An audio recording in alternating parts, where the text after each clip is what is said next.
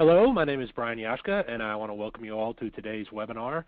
This is the follow-up to last month's story selling presentation, and today we're going to be talking about how the role of marketing has changed and how to make your marketing more effective in today's customer-led world. If you missed the story selling webinar last month, you can check that out on mosconigroup.com. And to start off, I'd like to give you a little background on Mosconi Group. Today's multi-channel, multicultural world has changed the way customers buy. Mosconi Group helps your organization turn this into a competitive advantage. They specialize in building internal employee skills, changing behaviors, and achieving measurable results for organizations interested in creating a sustainable, customer-focused organization. If you ever find yourself frustrated by employee productivity or frustrated by sales productivity, Mosconi Group can help change that. Our presenter today is Jeff Morris. He has 25 plus years experience in marketing and mapping the customer experience. He is a serial entrepreneur. He founded his first company in 2002, and he's a corporate speaker, widely respected for his skills, understanding the psychology behind why your customers buy and how your customers can help you sell. He's also currently working on a book that outlines the process we'll be talking about today, and that book is titled Story Selling: How to Close Sales Through the Power of Customer Experience Stories. Today he'll be talking about how marketing's role has changed and how that drives marketing qualified leads to your sales team. Jeff? All right, thanks, Brian. So good afternoon. It's great to see so many of you online today. I really appreciate you joining us. Thanks for taking the time to sit in and listen in. So we're scheduled for an hour, but we won't use all of it. So don't feel like you're going to be here the whole time, but also do feel free to ask questions using the messaging function on your board to ask questions along the way. So, but first, let's take a look at what we're going to be talking about today. Like Brian said, last month we showed you how to sell in a world that's adverse to sales, right? Today we're going to be talking about how marketing can take a stronger role in that development of sales for your company, in addition to their kind of traditional lead generation or branding activities. But first we'll talk about some of the assumptions about sales and marketing that kind of stubbornly still exist in most companies. Then we'll talk about the new roles of marketing and the overall stories that drive customer decisions. We'll give you 3 steps to approaching this new type of marketing, and we'll discuss some marketing and tactics that we encourage our customers to implement. If you haven't seen last month's webinar called Story Selling, I invite you to take a look at it at mosconigroup.com. You can watch the thing in its entirety, but it'll explain why we believe a change was needed in the status quo for marketing and sales. I won't spend a lot of time talking about why we believe that change is needed, but it is in that webinar. So we developed this process and its associated marketing methods for a very important reason. Smart companies today are enhancing value for customers by providing solutions that are some combination of products, service, and technology. But really this adds complexity to your solution. It's no longer just selling a widget, so to speak. And so because of that, it actually adds complexity to your customer's decision-making process, right? On the positive side, it's hard to compare apples to apples and shop on price, which seems like a good thing for a pricing strategy.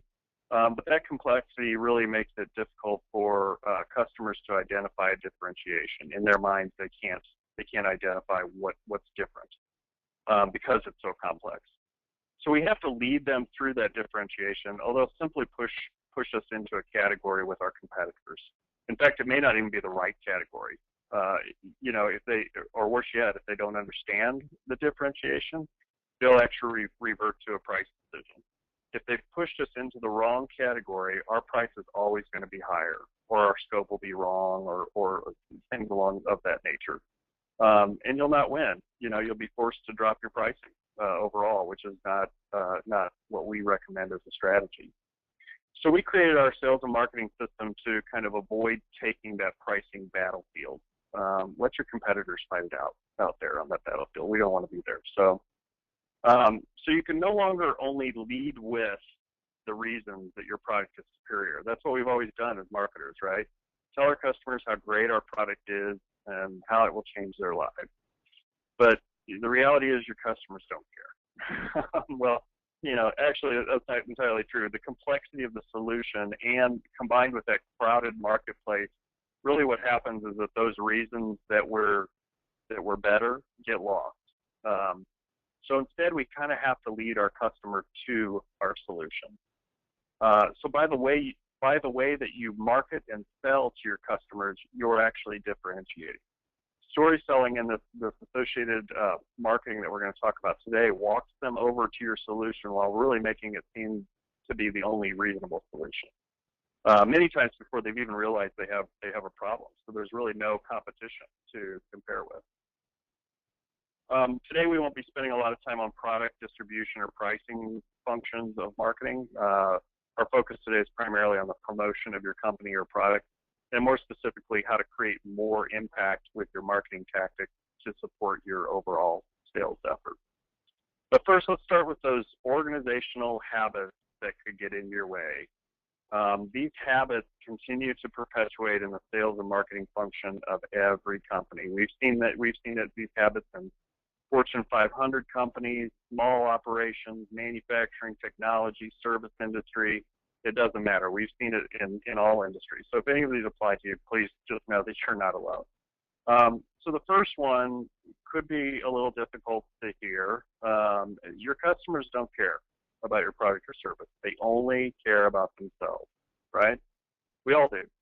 We buy products and services for what they do for us. And we all think that we as marketers all think that our product is different. And it probably is. But over and over, we've found that customers, generally speaking, see significantly less difference between us and our competition than we see ourselves. It's not that they think that everyone is particularly bad on brand or product or service. It's just that they see those things as expected, right? Those are we expect you to be good on those things. So we pour millions of dollars into branding, product, service, advertising, those kinds of things, seeking growth, and we really only get status quo. Our customers are more satisfied, but they're not necessarily any more loyal to us. We believe this is because unless we provide prospects with something that catches their attention, they'll push us into a neat little box in their brain, a box stored with all of our competitors and highly forgettable. Humans need to do that. We need to categorize for memory. We need to find those cubby holes to store those bits of information so it's easier for us to access. So your customers need to fit you into a neat little box, and it's usually based on your industry, like he's in marketing or she manufactures tools, those kinds of things. So I come from the advertising industry, so now when I say that something that catches your attention, it may bring back memories of agency presentations where you simply did not understand what they were trying to show in your advertising. Yeah, it made you laugh, but it didn't really say anything different about your products. Let me reinforce that is not what I'm talking about when I'm talking about catching attention. There was a time for that before customers had access to so many other choices and so many other channels and so much other information. But no, when we talk about getting attention, I'm talking about our inciting insight, which I'll explain here in a minute. So is that working, Brian? Hopefully this is working now. But yeah, okay, great. Our second assumption is that customers are not buying our product. They're buying you, okay? Not because you're a great person and they like you, which is kind of what relationship selling has been based on, but because you provide them with valuable information. In a research study done for the book Challenger Sales, only 9% of customer loyalty is attributable to a supplier's ability to outperform the competition on price-to-value ratio. So this study showed that customers buy from people that offer things like unique and valuable perspectives on their market, or they help them navigate alternatives, they provide ongoing advice or consultation, or help them avoid potential landmines or problems. Because, yes, you got it, they don't care about your solution. They only care about themselves. So all of those things that bring value are things that help them achieve their goals. So your differentiation is not your product or service. It's the insights that you bring. It's the value you provide by showing your customers those missed opportunities or the potential mistakes on the horizon. The third assumption, customers know their pain point. Sometimes, but not always. And the reason is customers are always looking backward. So they don't really know what they need because they don't know what they're facing. They don't see the possible missed opportunities or the potential mistakes on the horizon because they're busy doing their job and they don't have time to predict the future. And when they do predict it, it's using data from the past. Well, here are the types of things that have happened in the past. They don't see the types of things that we can see from the outside. So we can ask all the discovery questions in a sales meeting that we want to try to uncover a customer's pain point, and really all we'll get is information about their past. And the only way we can differentiate is by providing them information about their future and eventually how our solutions role, what our solutions role is in that. And then finally, it's not about what you sell, it's about how you sell it. Important thing to remember, and what our whole process is based on, is that people don't remember facts and figures. They remember stories. Stories connect. People can identify with stories. They can even picture themselves in a similar story. Not to mention, product benefits are clearer when you visualize them in action by hearing a story about how they worked. Which brings me back to that first kind of all-important yet basic rule that companies of all sizes seem to forget. No one cares about a product. We can outline how our widget provides 15% stronger widgeting power. We can provide them research that shows that, but it does not differentiate us. It will, however, force us to cut our widget prices when widget competition drops theirs, right? Most customers will simply compromise. When it comes time to compare the bids, they'll forget about the upside potential of more widgeting power. They'll shrug their shoulders and say, well, I guess I can live with the prospect of 15% less widgeting power because I can save enough to look good to my boss for cutting costs. Who doesn't look good for cutting costs, right? So stop talking about yourself. Start talking about your customer. Better yet, start telling them stories about companies like theirs and how those companies became successful. Okay, so let's talk a little bit about this process. You've all heard the statements, I know half of my marketing budget is effective, I just don't know which half. Well, here's a little known fact. Neither do most marketers. Most of the people that are helping you with your marketing don't either. In the past, since marketing has always been about leading with our benefits rather than leading to, our tactics were the same way. They were outbound, right? Advertising, direct mail, trade shows, those kinds of things. And now inbound marketing is growing. But because some of those assumptions we talked about, far too many are really missing the vital primary driver. What is lurking in the minds of your customers? What do your customers think? I know it seems obvious, right? But many companies still rely on the, we'll do what we've always done model. Or they spend thousands of dollars doing qualitative research, which delivers what are called insights, but really just demonstrate that their customers know what they've been through in the past. Don't assume you know your customer and their goals and motivations, because we typically think of their goals and motivations in the framework of their job, right, of their larger organization. That may not be the case for them as an individual. The only way to know for sure is to ask the right kinds of questions. If you don't think the questions make a difference, email me afterwards. I'll send you some examples of our marketing partners who have just rock star case studies that prove that it does work. For example, we worked with a client that struggled for years to generate results from their marketing, direct mail, emails, SEO, traditional SEO, those kinds of things. They paid for studies that showed how their product was superior in engineering. They secured customer testimonials. They dropped their prices. They dropped them again. Really nothing moved the needle because there was a huge obstacle that they never saw until they talked to their customers. These customers, it turned out, were very unsophisticated and we're buying a very sophisticated, heavily engineered product using a very sophisticated procurement model, basically a supercharged RFP, if you will. They couldn't make decisions based on anything but price, and our client was never the low bid because their product was designed to be so much better. So instead, we showed them how to educate this unsophisticated buyer on how to work through this complicated process. This resulted in our client eventually speccing the product for the procurement group. So their procurement groups were contacting our client for the spec. Once we got the spec, they got the deals, right? No one else can slide in because really our client had started providing the insights that customers needed to foresee potential problems by providing that spec. So the first role of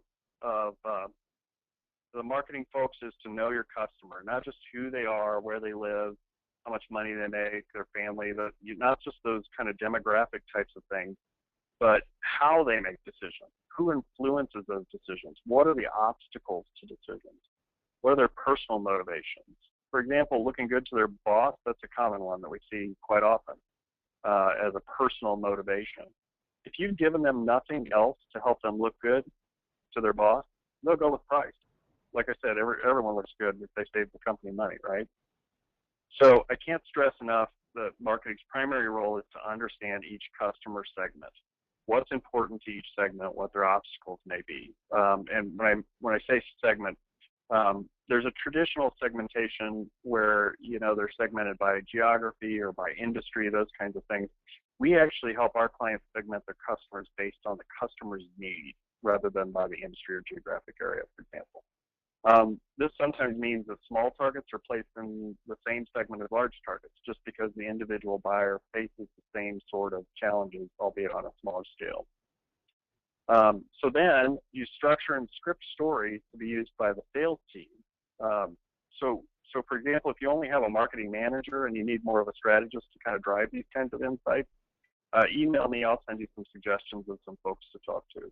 So now I'm going to talk about kind of the new roles of marketing as we see them. So this goes to the story selling kind of idea, but first the sales process really starts with the prospect-based reality, right? So just like all stories start with this, life's going along just like it's supposed to. And this is where your sales team would they might share anecdotes about other companies they've encountered within the customer's industry. These stories really should capture some of the challenges that could be of concern to your prospect. Marketing's role is to help develop these stories to arm the sales team. Then your salespeople can tell these stories about a company similar to the prospect company, stories that illustrate a challenge your prospect may find compelling. We just encourage you to make sure that the story ends, kind of something like, we've worked with a number of companies similar to yours. We've seen some recurring challenges they're facing. Is that what you're seeing too, or do you have other more, other unique challenges? If you're familiar with the challenger sales process, this is called hypothesis-based selling. Rather than asking kind of endless open-ended questions about their needs that could possibly lead to what we call discovery fatigue, you lead with your knowledge of their industry based on research and experiences. So this is marketing's second role. While these stories really should seem very casual and informative, they're actually well scripted by the marketing group. Marketing needs to do the research to understand what's occurring for each of those segments, what's occurring within those customers' businesses and within their industries. What kind of challenges are they seeing? You don't have to know everything about their business. You only have to know about the part of their business that leads to your solution. For example, if you're a managed hosting company, how will technology shape the success of their business? What are the potential mistakes they could be facing? Or the potential opportunities they could take advantage of now to stay ahead of their competitors? You can even test these challenges on your social media or website. Ask your followers whether or not certain challenges are really challenges. Engage them in conversations that help position your company as a thought leader. By asking engaging questions, by the way, you're actually providing value just by making them think, right?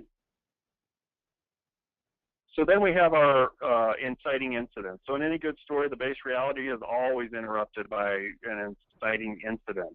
A threat is introduced, a mistake is made in the lab, there's a curious murder, a car crash, an alien race arrives. The threat arises, right? In selling, we call this the inciting insight. Building on those challenges the customers just agreed to, this is where your salesperson can kind of introduce them to the potential threat by connecting those challenges to either a bigger potential mistake or a bigger potential opportunity than they ever even realized they had. So this is marketing's next role, is creating a library of stories.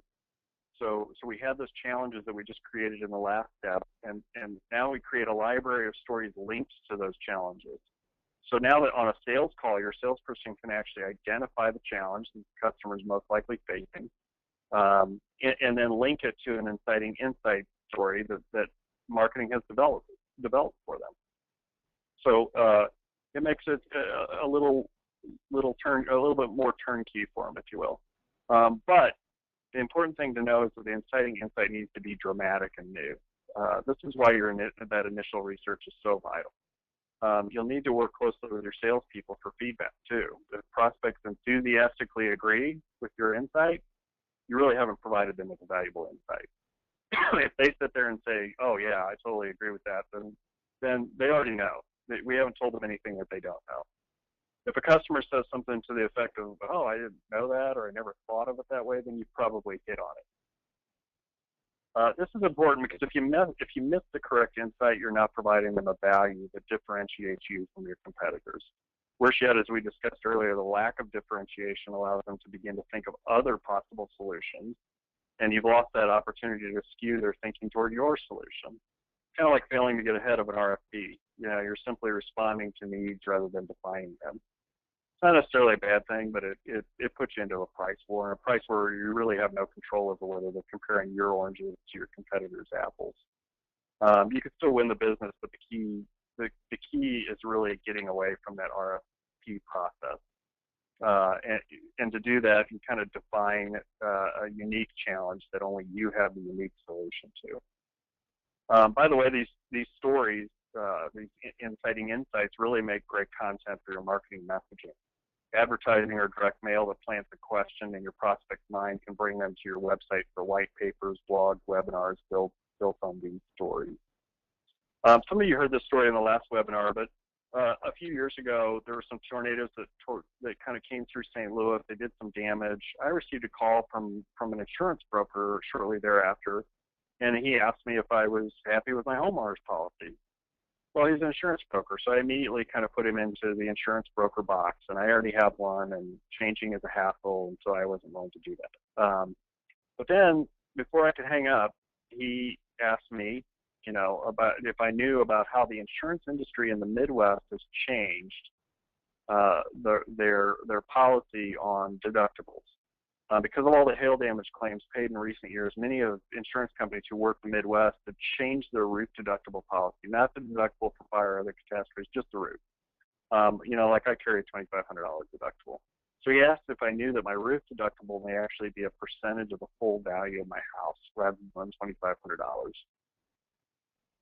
I was skeptical. I probably used words a little bit harsher than skeptical, but I said there's just no way that this is true. And so he actually invited me to go pull my policy, which I did. And sure enough, the policy had been changed during my last renewal.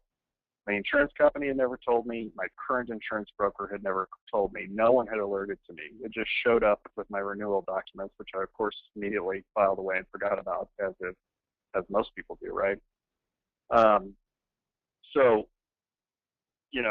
Again, like I asked in the last webinar, how many of you are sure about your own homeowner's policy? Now that I've told you that, I'm guessing that a lot of you may go home and check your policy, right, in the next few days.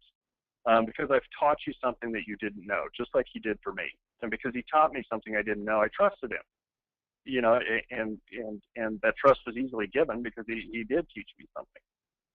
We've all been in, doing this long enough to know that we buy from people or brands that we trust, right? And that's exactly what he had established. and he's been our broker now for several years. He's picked up all of our policies, including our business policies and several other things. So anyway, I just shared, that's kind of the first step. I told you this story that kind of revealed an insight, something that you may not have known. Better yet, I told you by sharing it, my own experience. I could have loaded this webinar with facts and figures about why our process works, but people don't remember facts and figures, they remember stories, right? So let's talk a little bit about the next step is what we call heightening the suspense, if you will. The next step is really the heightening of that threat or the suspense. You know, the hero in any great story is the unwitting or unwilling player in a new reality, right? This is your prospect. Slowly, you kind of have to heighten this danger, make the odds look slimmer or feel as if time is running out. So this is marketing's next role. Now it's time for data.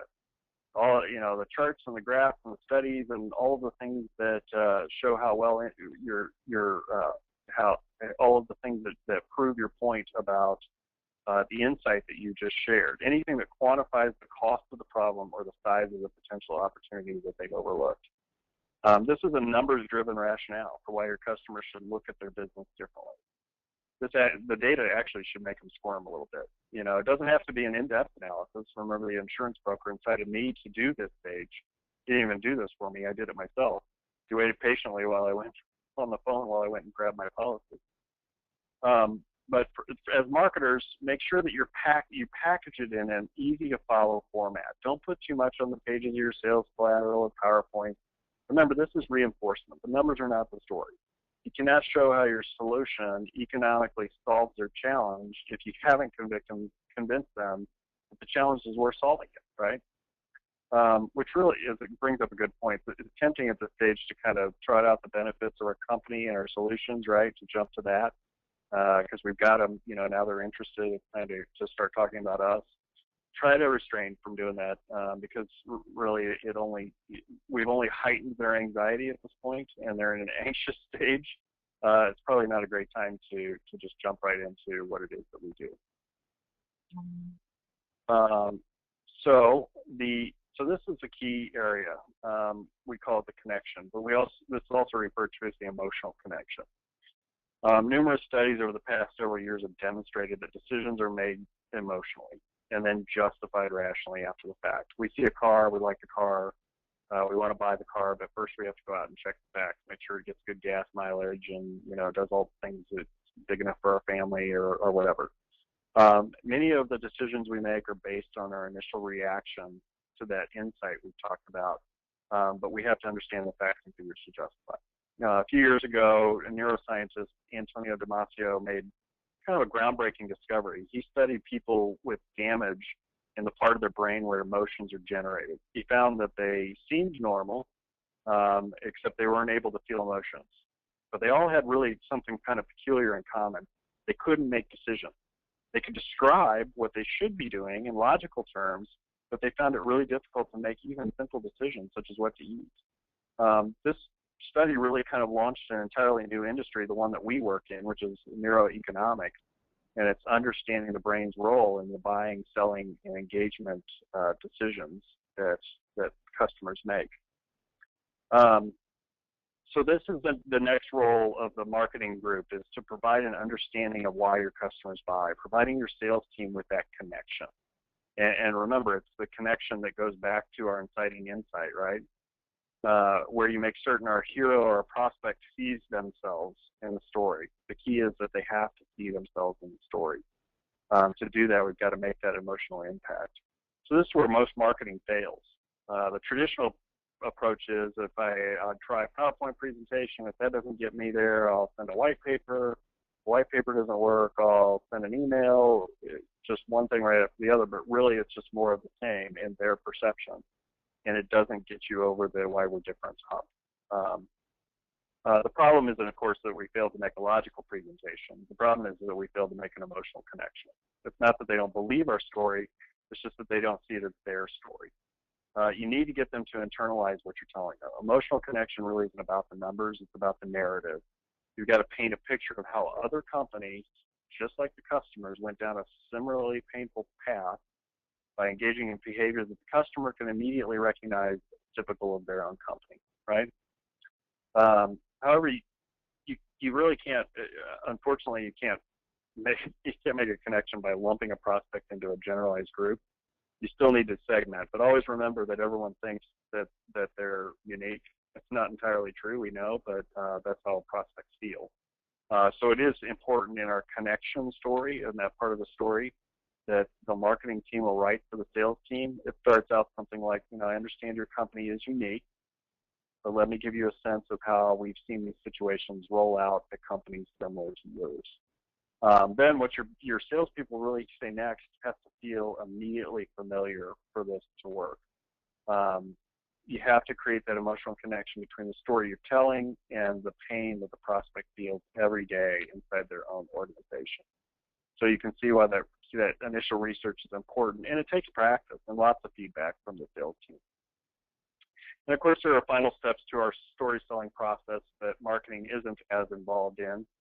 Your sales team may need help developing strategies for these, but it's important to remember that marketing researches, structures, and writes the stories, but really overall the sales team, they're the delivery mechanism. They are the storytellers. So if you kind of think of it, your organization in terms of that, it can be very effective. In fact, some of our clients choose to simplify the process for their sales team into really kind of 3 key elements. Take some of the pressure off their sales team, redistribute the right responsibility for all these steps across sales, marketing, and even management of the company. It's the same journey, but it's easier process for reps who are traditionally accustomed to kind of leading with benefits rather than leading to. So, we offer a free assessment of your organization, your marketing efforts, your sales team. If you're interested, please feel free to contact us. So, how do you build your stories? Well, we start at the end. We start at our solution. To successfully build a compelling story, you have to know where your story is building to, right? You got to have both clarity and agreement across the entire organization, your entire company, around the unique benefits that only you can deliver to your customers. So the first step of that is to start at the end. But don't start with the obvious benefits, the ones that are kind of shared by your competitors. Start with those benefits you offer that your customers underappreciate. I know it seems kind of counterintuitive not to start with the product or service you're known for, but if your competitors are also known for it, you kind of forego the opportunity to challenge your customers' thinking, the trait really that they value more than anything in anything that you're selling. So this is really, you're selling the experience of working with your company, not the product, right? So now you need your aha moment. So this is your inciting insight. To get there, you start with those unique benefits that we just identified in step 1, and then you ask yourself this question: why don't my customers value those benefits already? What is it about their view of the world that precludes them from appreciating these benefits as much as we think they should or they could? That's the view that we need to change. When you put it all together, you get, what's currently costing our prospects more money than they realize, and only we can help them fix. If you can answer that question, then you're on the way to building that inciting insight. And then, the third step is to flesh out the rest of the story. The best way to do this, of course, is to use your own actual case stories or the issues you've seen other prospects experience and how they were unable to correct their ship. After all, they didn't hire you, right? You share your company experiences. However, remember, even if you're adept at blocking out your story and finding that effective inciting insight, the process only works if you can find the connection, that connection that connects their own experience with the possibility of a failure that you've outlined in our story, right? This is where marketing shines, really. If you can uncover the connection and empathize with the customer's situation, you've won. So to recap, we start with a knowledge of our customer, and we develop the types of challenges, that hypothesis-based stories that are faced by these prospects, and we pair them with kind of stories of similar companies, right? Then we drop the hammer. We develop that inciting insight that caused your customer to sit up and take notice. I didn't know that. We create the facts and figures that heighten the fear that they may be missing an important opportunity or facing a potential mistake. And finally, we provide our sales team with the types of scenarios that their prospects might be facing every day, kind of due to a lack of solution. We put them in the seat, in the hero seat of the stories that we have just told, and we make it their story. From there, your sales team takes over the reins and really wins the business, right? But so what do you do with this? How do you leverage this for kind of your more generalized marketing efforts? Really, your inciting insight is the key to your communication. You're telling a particular segment that they could be missing a potential problem or an opportunity. So it becomes a conversation, the topic of conversation on your social media. It drives the content that you develop for white papers or blogs. It even becomes kind of the driving strategy behind your advertising or direct mail. And remember, there's a different inciting insight for every one of your segments. So you're not doing a mass marketing. You're doing kind of more specific based on your segmentation overall. This is different than anything your competitors are doing. I guarantee you, because I mean, not everybody, but I would say 99% of the companies are out there leading with their benefits, not leading to their solution. Leading with allows customers to pigeonhole you with other competitors, or worse yet, we talked about those that, the people that they think are our competitors but aren't even close. By leading to your solution, you're providing advice. So now you have the upper hand, something your customers need. By leading to, you can actually control the conversation. And really, that's the conversation. That's the most important thing to remember. Customers don't want ads. They want conversations. They want access to information, but they want it on their schedule and through their chosen channels, not foisted upon them like, marketing is traditionally done. Our process is called collaborative communications, and there's some key factors that you should try when implementing your own marketing. The first is that you have to get close. Unfortunately, mass marketing is highly ignorable. We've all developed a thick skin for it and a sales radar, if you will. As consumers of any given product, we kind of fine-tune that ability to tune out those messages. Brands that have genuine real-time dialogue with their customers will be well-positioned in the kind of world of evolving and increasingly niche markets, right?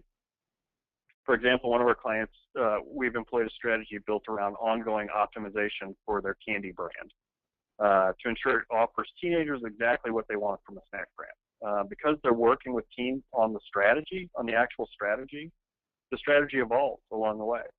This isn't how marketing is traditionally done, but it's been highly effective for the brand because it keeps pace with their customers' taste. Secondly, the conversations should be collaborative. When you collaborate, you're actually leveraging your customers by creating conversations and harnessing their input. They become more engaged with your brand, and you gain really valuable insights that help you adapt to those inciting insights that we talked about earlier. Remember, your conversations don't always have to be a sales message, right? And we all recognize this, but remember that we're seeing the rise of peer-powered media. Now your marketing messages are not only competing with other companies who are vying for your customers' attention, but also individuals, friends, peers, family, coworkers. All of them have messaging, right? And they're all competing for your message. And pushing out mass messages simply will not cut through the clutter in today's age. 1/3 of all display ads that brands pay for are never shown. 86% of people skip television ads. Customers are just too fragmented, too overstimulated. They have too many distractions for these kind of conventional marketing strategies to maintain their effectiveness.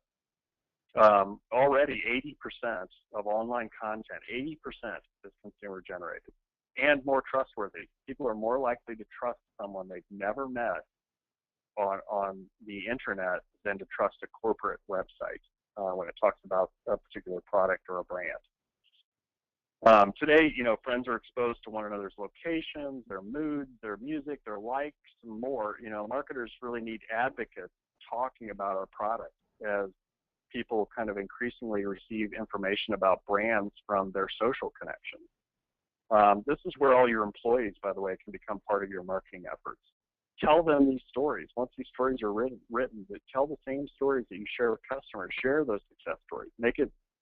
You have to make them simple and easy to remember. Give them kind of a single point to go to. But that way, if they get into a conversation with a client who happens to call in, or a prospect, or even a friend, they have a basic understanding of how your company helps its customers. In addition, the development of a culture that strengthens employee engagement will actually encourage their excitement about your company overall, when they're discussing it with friends and family. You never know where a lead can come from, right? That's why we've developed kind of our employee engagement side of our business, the assessments and the training, to ensure that our clients have developed the kind of culture that drives this. Finally, we suggest our clients use influence as a measurement rather than those traditional, like the number of impressions has always kind of driven media vehicles in a given marketing mix. That's because impressions have traditionally kind of provided us a simple metric in a mass marketed world, right? That's all we had. Success today is no longer based solely on quantity. Quality of the engagement with the message has to be factored into. Brand influence looks at both quantity and quality of impressions. Marketers should really look to implement an influence measurement system in order to begin optimizing the quality of the communication, in addition to the reach and frequency that are kind of the traditional measures. Collaborative marketing will mean that the current barriers between companies and their consumers will be removed, right? Just as we suggested the removal of barriers between sales and marketing. This is why we set up and manage our customers' inbound marketing. Because where does everyone go as the first step of their purchase process? The internet, right? So as part of our overall customer experience design and management, we can not only leverage the tools available to track traffic to your solution, the social media, the SEO, blogs, calls to action. We can leverage those. We can not only leverage them, but we can also measure each component, making our marketing far more affordable than traditional marketing tactics. But it also makes our message more agile and more specialized to engaging the customers in the stories that we tell. Successful brands will create and improve their products and messaging consistently with their consumers, with their customers. On the other side, customers will influence and take co-ownership of their favorite brands and companies. So if you're interested in an assessment of your organization, how you do sales and marketing, we would be happy to help. But that's my presentation for today. See if we have any questions. Thanks, Jeff. We actually do have a few questions that have come in here. Okay. And I want to remind everybody that if you do have a question, you can enter it in the question panel, and we'll address those as they come through. The first one that's come in is, it says, in my company, sales guys expect sales materials from marketing, not someone telling them how to sell by giving them the stories to tell. How do I begin to change my approach? This is a big challenge with a lot of companies because, remember, most companies out there continue to follow the, we'll do what we've always done, sales and marketing strategy, right? Change is scary. So organizationally, change requires a commitment from the company management. It really does, because it requires shifts in the current sales process, not changes, not wholesale changes, but shifts in the current sales process. I don't mean to say that the sales training that has occurred for years and the companies pay thousands of dollars is wrong. That's absolutely not what I'm saying. But by making some simple shifts, they're not profound shifts. We designed story selling to kind of be an overlay to more traditional sales approaches. So it's not a dramatic change, it's more of a tweak. The only way to convince others in your organization really is through success. You have to show them how successful this has been already. And we have those case studies, so feel free to contact us and we'll help you demonstrate how successful this can be for your organization. Great. Here's another one. The question is, I saw your 3 steps to get started, but how do I go about writing those stories for my company? Interestingly enough, the stories will write themselves. once you start a dialogue with your customers, they will tell you how to catch their attention, how to meet their needs, how to sell to them. Once you're asking the right questions, it's amazing how much information you can get. And really the only creativity needed at this point is making the connection between the challenges that they're facing and the solutions that you offer. That's why we say start at the end. Great. Do we have time for a couple more, Jeff? Yeah, I think so. Great. Yeah. Here's one. Are there any specific types of marketing tactics that you recommend? Again, this is all driven by the customer, right? Where do they get their information? The one consistent is the internet. Everyone goes to search and research, right? But the key here is not to treat the internet as the new mass media. The internet is personalized, it's close, it's conversational. For our most successful clients, we recommend a heavy emphasis in inbound marketing, mostly because it's measurable, right? Not just measurable from a metric standpoint, like I can show you how many people have been through and how many leads are generated and that kind of thing, which is important, but more importantly, measurable from a customer conversation standpoint. You can start to pinpoint the topics that are resonating with your various segments and create more and more specific insights that capture their attention. Wonderful. Here's one that was, this was submitted actually beforehand, and I think maybe you covered some of this, but I'll go ahead and throw it at you. Sure. Social media is huge. All kinds of training out there. What would you say is the most effective? Again, it's going to be driven by your customer. Where do they get their information? We tend to start, and again, there are industry-specific social media as well as kind of your traditional LinkedIn, Facebook, but what we tend to do is we tend to start with the basics. So we start with LinkedIn, Facebook, Twitter, and Google Plus. Which is kind of a joke because everyone laughs and says that nobody's on Google Plus except Google employees. But the reality of it is that Google Plus really helps drive your keyword searches. So if you're posting to Google Plus, it's actually helping your SEO overall as well. But we start with those four, and they have subtle strategies.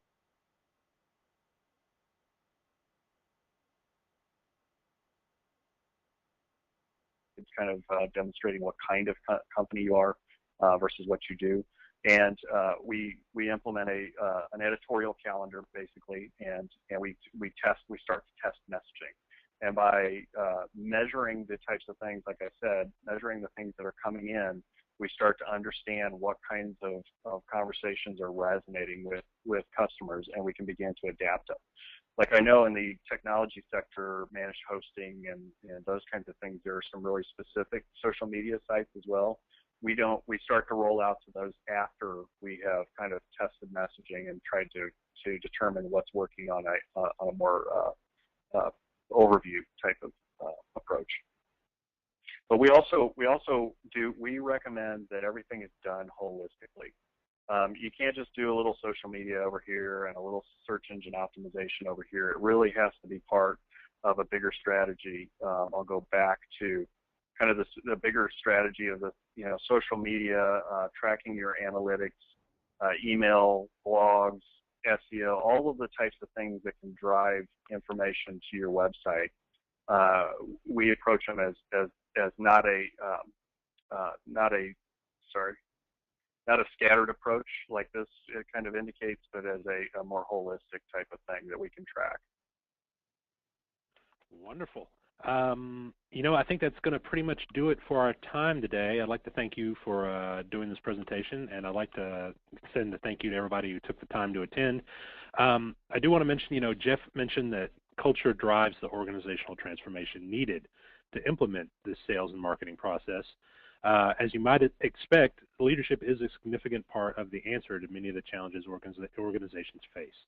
So on September 10th at 2 o'clock, Jeff will be leading a webinar called How to Go from Good to Great, Practical Exercises for Creating a High-Performance Leadership Team. And in this webinar, you'll receive practical exercises such as how to understand the 5 practices of the world's greatest leaders, how to create a clear and compelling vision of the future, how to find an appropriate balance between the 5 major leadership roles, such as technician, manager, trailblazer, architect, coach. He'll cover how to become a leader who empowers others and brings out their best, how to learn how to organize and manage your priorities so that big things control little things, and how to recognize leadership qualities in yourself. So hopefully you'll be able to join us for that webinar, and you can sign up for that on mosconigroup.com. I think that's about it. Jeff, all right. Anything else? Great. Thank you very much. I appreciate you all checking in today.